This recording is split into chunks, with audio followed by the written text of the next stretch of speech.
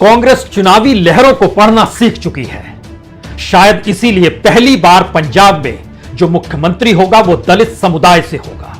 वह समुदाय जिसकी तादाद पंजाब के भीतर 1/3 है, यानी तकरीबन 32.5%।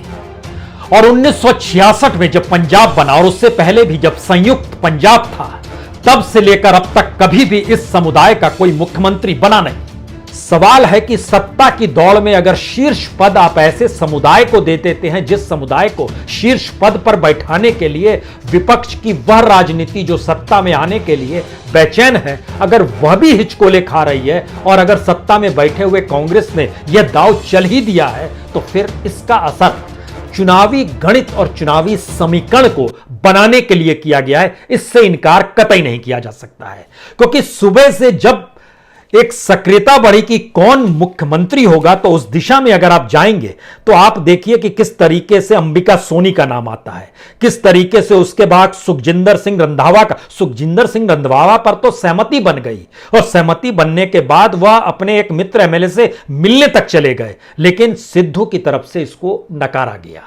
सवाल था कि सहमति होते होते जब चन्नी पर सहमति हुई तो यह सहमति एक ऐसी थी जो चौंकाती भी थी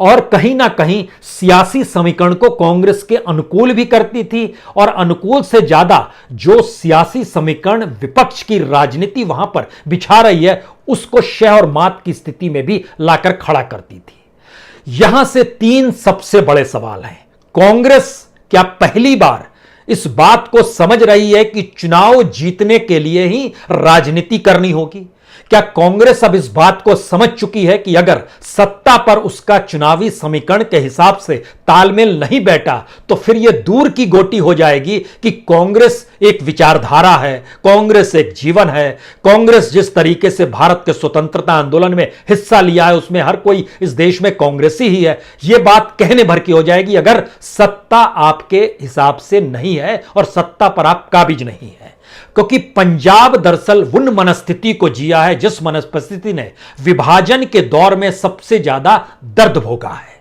लेकिन इस विभाजन के दर्द की परिस्थितियों को मौजूदा वक्त में दिल्ली के जरिए जो हाल किया गया जलियांवाला बाग में,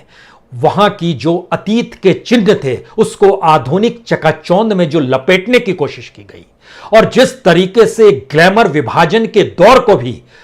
प्रधानमंत्री ने लाल किले के प्राचीर से जिक्र कर किया, जाहिर है ये कहीं ना कहीं पंजाब में सबसे ज्यादा उन लोगों को हाथ करता है जिन्होंने उस विभाजन काल को देखा है और अपने परिजनों को उस दौर में संघर्ष करते हुए देखा है। और इतना ही नहीं, भगत सिंह की परंपरा भी जिस जलियांवाला बाग को समझते हुए परिस्थिति जन निकली थी उस दौर में, उन्होंने भी समझा कि दरअसल क्या मौजूदा वक्त की राजनीति इस देश में जिस लिहाज से चल रही है उसमें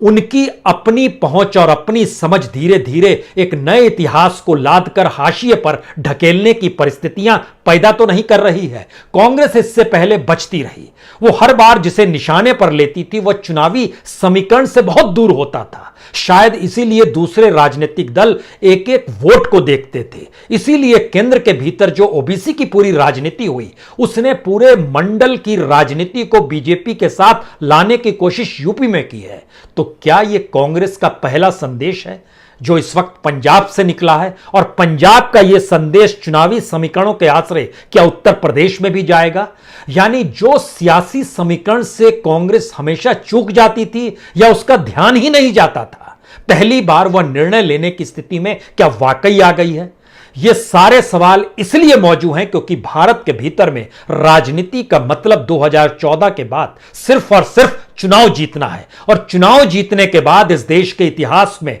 परिवर्तन करने की सोच हो, इस देश में आजादी के संघर्ष से लेकर इस देश को बनाने और उसको सृजन स्थिति में लाने का जो तबका हो, इन सारे परिस्थितियों को जिस रूप से बदला जा रहा है, जाहिर है भारत का समाज उससे आहत है।